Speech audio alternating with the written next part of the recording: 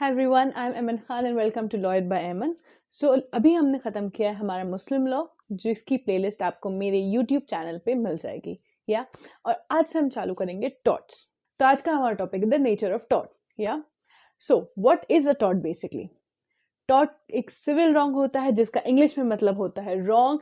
ये एक Latin word से लिया गया जो कि है टॉर्टम, जिसका मतलब होता है ट्विस्टेड और क्रूकेड और अनलॉफुल। तो टॉर्ट बेसिकली एक कंडक्ट होता है जो कि लॉफुल नहीं होता है या ट्विस्टेड होता है या क्रूकेड होता है, बेसिकली लॉफुल कंडक्ट नहीं होता, उसे हम कहते हैं टॉर्ट। टॉर्ट एक सिविल रॉन्ग होता है या now let's move on to the definition. So according to Salmond, it is a civil wrong for which the remedy is a common law action for unliquidated damages and which is not exclusively the breach of a contract or the breach of a trust or other merely equitable obligations. Yeah. According to Section 2M, the Limitation Act 1963, tort means a civil wrong which is not exclusively a breach of contract or a breach of trust. Now, सावन की definition से हम तीन चीजें समझें। पहला, tort is a civil wrong. दूसरा, it is not a breach of contract or breach of trust. And third, कि tort का जो damages होते हैं वो होते हैं unliquidated damages. Yeah. Now let's move on to the first one, that is tort is a civil wrong. जो tort है वो civil wrong की category में आता है या so basically there are two types of wrongs, private and public. Civil wrong is a private wrong wherein एक particular individual के rights जो होते हैं उनका violation होता है या ऑल्दो पब्लिक रॉन्ग भी एक इंडिविजुअल के ही राइट का वायलेशन होता है, लेकिन जो पब्लिक रॉन्ग होते हैं उनको कंसिडर किया जाता है कि they are wrong, they are crime against a state, public at large. ठीक है, तो अगर हम यहाँ से ड्रॉ डाउन करें डिफरेंसेस, तो जो सिविल रॉन्ग होते हैं वो रॉन्ग्स जो होते हैं वो थोड़े कम सीरियस होते हैं और जो क्रिमिनल रॉन्ग्स होते हैं वो सीरियस क्राइम्स होते हैं या सीरियस रॉन्ग्स होते हैं। नाउ सेकेंड इज कि जो प्राइवेट रॉन्ग होता है, जो सिविल रॉन्ग होता है, वो एक पर्टिकुलर इंडिविजुअल के अगेंस्ट होता है। यस, ऑल्दो क्रिमिनल रॉन्ग में भी एक इंडिविजुअल के राइट्स का ही वायलेशन होता है, लेकिन तब भी it's considered as a wrong against state. बहुत सारे ऐसे रॉन्ग्स होते हैं जो सिविल और क्रिमिनल दोनों में ही इंक्लूडेड होते हैं, जैसे असॉल्ट, डेफेमेशन, नेग्लिजेंस, न्यूसेंस, ये सब। तो इस केस में लाइबिलिटी कैसे स्टैब्लिश होगी? सिविल लाइबिलिटी होगी या क्रिमिनल लाइबिलिटी होगी? फॉर एग्जाम्पल, एक पर्सन ने एक बिल्डिंग के सामने अपनी गाड़ी पार्क कर दी, इस केस में सिर्फ उस बिल्डिंग वाले को ही प्रॉब्लम होगी और आसपास वालों को नहीं।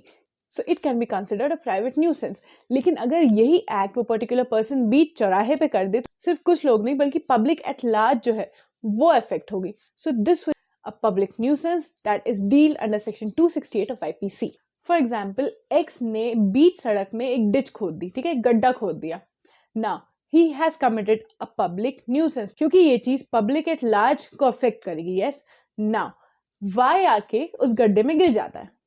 अब यहाँ क्या हुआ, ना ही एक्स ने पब्लिक एट लार्ज को अफेक्ट किया है, बल्कि वाई जो कि उसके गड्ढे खोदने की वजह से उस गड्ढे में गिर गया है उसको भी अफेक्ट किया है। तो X will be liable under criminal law for public nuisance. Also will be liable to compensate Y, क्योंकि उसकी वजह से वाई जो है उसने सफर किया है।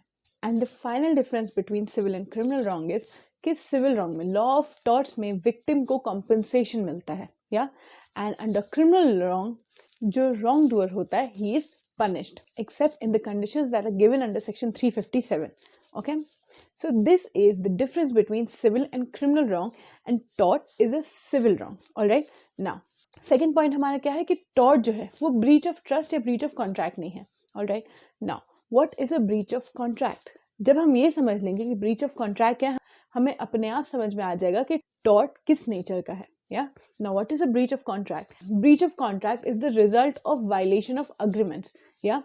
इसमें जो दो पार्टीज होती हैं उनमें से कोई एक भी ऐसा कोई एक्ट कर देता है जिसकी वजह से जो अग्रीमेंट है उसका वो वायलेट हो जाता है। That results in breach of contract. Basically breach of duty होती है जो कि पार्टीज पे आती है थ्रू एन अग्रीमेंट। या तो breach of contract breach of duty की वजह से होता है जो कि पार्टीज ने खुद अपने ऊपर ली है by an agreement. Alright, but जहां हम टॉर्ट की बात करते हैं यहाँ किसी के बीच कोई अग्रीमेंट नहीं होता। जो ड्यूटीज होती हैं वो लॉ देता है एक पर्टिकुलर इंडिविजुअल पे। यस, फॉर एग्जाम्पल हम सभी इंडिविजुअल के पास राइट होता है। यस, और कुछ ड्यूटीज भी होती हैं उस राइट के साथ जैसे दूसरों के राइट्स को रिस्पेक्ट करना और दूसरों के राइट्स को फ्रीली बिना किसी इंटरफेरेंस के एंजॉय करने देना, जब तक वो हमारे राइट से इंटरफेयर ना करें। ये हमारी ड्यूटी होती है जो लॉ ने हमारे ऊपर डाली है। यस, तो अगर हम इन ड्यूटी का वायलेशन करते हैं, that results in torts, simple as that. ये ड्यूटी जो है वो किसी कॉन्ट्रैक्ट के जरिए नहीं आई है, बल्कि स्टेट ने हमारे ऊपर डाली है, which is inconsistent with the right that have been given to us, simple. तो जो टॉर्ट्स होता है वो ब्रीच ऑफ ड्यूटी होती है, वो ब्रीच ऑफ कॉन्ट्रैक्ट नहीं होता है, क्योंकि वो किसी अग्रीमेंट के थ्रू हमारे पास नहीं आई है ड्यूटी, वो आई है बाय लॉ। ठीक, तो ये हो गया पॉइंट 2 कि it's not a breach of contract. For example, हमारी कुछ ड्यूटीज हैं, जैसे हमें किसी को डिफेम नहीं करना, हमें न्यूसेंस नहीं करना, हम किसी बिना किसी परमिशन के किसी के ग्राउंड्स पे जा नहीं सकते, that will amount to trespass. Yes, तो ये सारी ड्यूटीज हमें किसी कॉन्ट्रैक्ट के थ्रू नहीं आई है, ये लॉ ने हमारे ऊपर डाली हैं। यस, बट अगर दो लोग हैं और उनके बीच में कॉन्ट्रैक्ट हुआ है, से एक टीवी का या एक वॉशिंग मशीन के सेल का, और एट द एंड जो सेलर है उसने वो मशीन खराब हालत में दी, ये कुछ कंडीशंस होती हैं जिसके वजह से वो जो कॉन्ट्रैक्ट होगा वो सफर करेगा। Yes, so this is a breach of contract.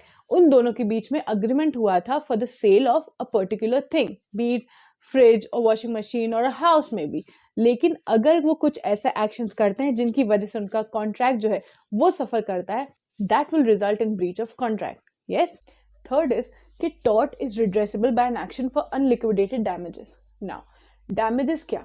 Damages compensation. जो डैमेजेस होते हैं वो क्यों प्रोवाइड करे जाते हैं?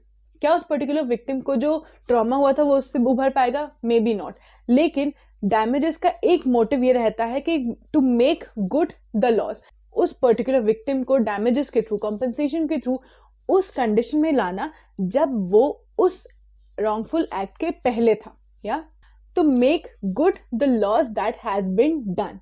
ये एक इंटेंशन होता है, एक मोटिव होता है कॉम्पनसेशन का।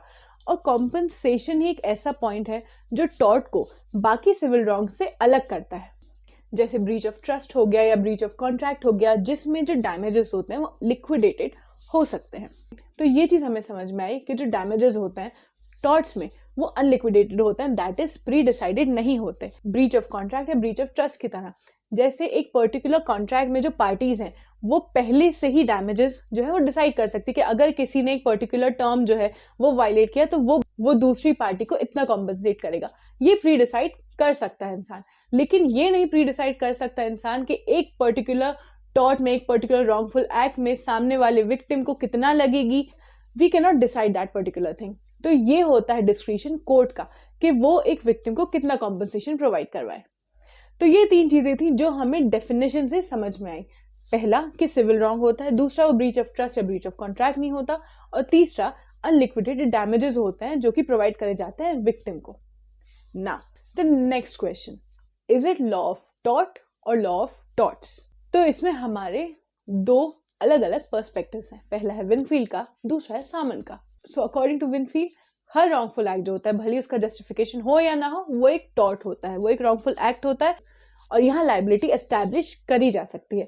लेकिन अकॉर्डिंग टू सामन, हर रॉन्गफुल एक्ट जो होता है वो सिविल रॉन्ग नहीं होता है, और कुछ स्पेसिफिक रॉन्ग्स ही होते हैं जिनको हम टॉर्ट्स कह सकते हैं। यस, हर रॉन्ग को हम टॉर्ट नहीं कह सकते।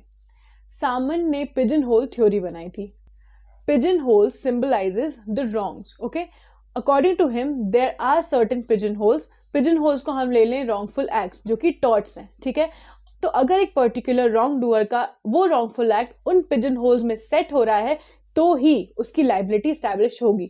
अगर वो प्री डिसाइडेड रॉन्ग्स में उस पर्टिकुलर रॉन्ग डूअर का जो wrongful act है वो नहीं बैठ रहा है तो फिर वो wrongful act का कोई भी लाइबिलिटी एस्टैब्लिश नहीं हो सकती। This was Salmond's pigeonhole theory. तो according to Salmond, it's not law of tort but law of torts, जिसमें एक पर्टिकुलर पर्सन की लाइबिलिटी तभी एस्टैब्लिश होगी अगर उसने एक प्री डिसाइडेड नॉमिनेटेड टॉर्ट्स में से ही कोई एक एक्ट किया है, तभी उसकी लाइबिलिटी एस्टैब्लिश होगी।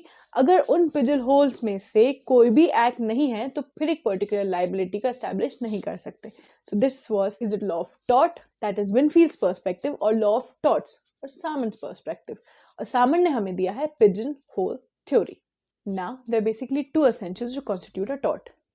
पहला है an act or an omission, और दूसरा है legal damage. The first is an act or omission. मतलब एक पर्टिकुलर इंसान ने tort commit किया है अगर उसने वो एक्ट किया है जो उसे नहीं करना चाहिए या वो नहीं किया है जो उसे बाय लॉ करना चाहिए। तो एक्ट और ओमिशन।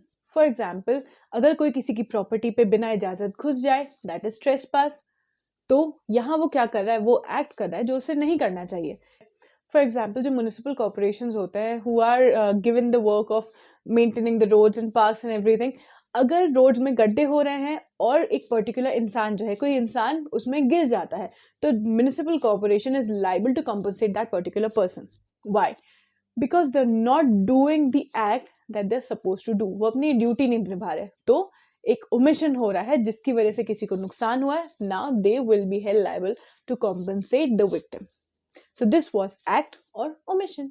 लेकिन इसमें एक चीज बहुत जरूरी याद रखने की है कि जो एक्ट या ओमिशन है, they must be recognised by law.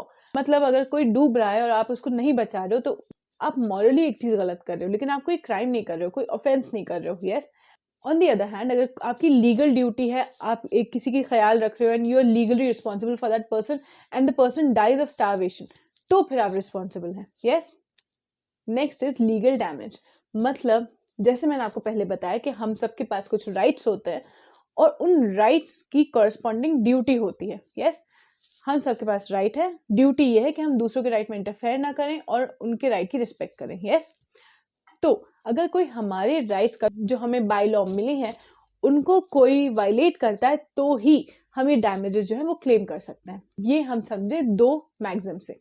पहला है इंजुरिया साइन डैमनम एंड दूसरा है डैमनम साइन इंजुरिया। इंजुरिया मतलब injuries to legal right and damnum मतलब डैमेज। तो पहला मैक्सिमम अगर हम देखें, injuria sine damnum, that is injuries to legal right without the damage. मतलब आपको फिजिकली कुछ प्रॉब्लम नहीं हुई उस पर्टिकुलर एक्ट से, लेकिन आपके लीगल राइट का वायलेशन हुआ है।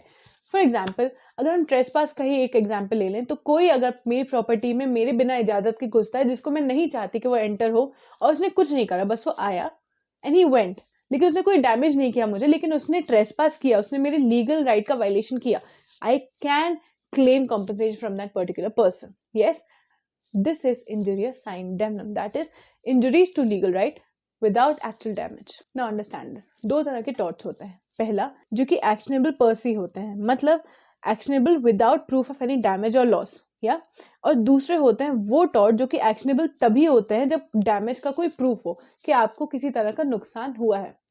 Injuria sine damnum covers the first one, मतलब इसमें आपको ये प्रूफ करने की जरूरत नहीं है कि आपको किसी तरह का डैमेज हुआ है, जस्ट आपकी लीगल राइट्स का हनन हुआ है, वो काफी है आपको कॉम्पनसेशन दिलाने के लिए। In the case of Ashby versus white, ये 1703 का केस है। इस केस में जो रिटर्निंग ऑफिसर था, जो डिफेंडेंट था यहाँ हमारा, उसने प्लेंटिफ को वोट देने से रोका। यहाँ सिर्फ वोट देने से रोका गया, उसको कोई नुकसान नहीं हुआ, कोई हार्म नहीं हुआ, लेकिन उसकी लीगल राइट का हार्म हुआ। यस। तो इस केस में डिफेंडेंट को लाइबल हेल्ड किया गया था। Now second is damnum sine injuria, that is damages without violation of legal rights. Alright, यहाँ डैमेज हो रहा है एक पर्टिकुलर इंसान को किसी तरह का, लेकिन उसका लीगल राइट जो है वो वायलेट नहीं हो रहा है। इसका एक लीडिंग केस है, that is Gloucester grammar school case.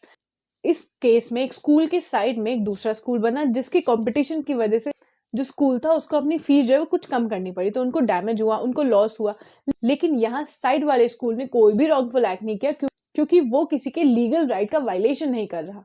Yes, उसका राइट है, वो अपना बिजनेस चला रहा है, आप अपना बिजनेस चला। अगर हमारे अच्छे बिजनेस की वजह से आपका नुकसान हो रहा है, तो इसमें हमारा कोई भी गलती नहीं है। सो this was the nature of tort. My next topic will be general defenses. Till then, stay tuned. Good luck. Bye.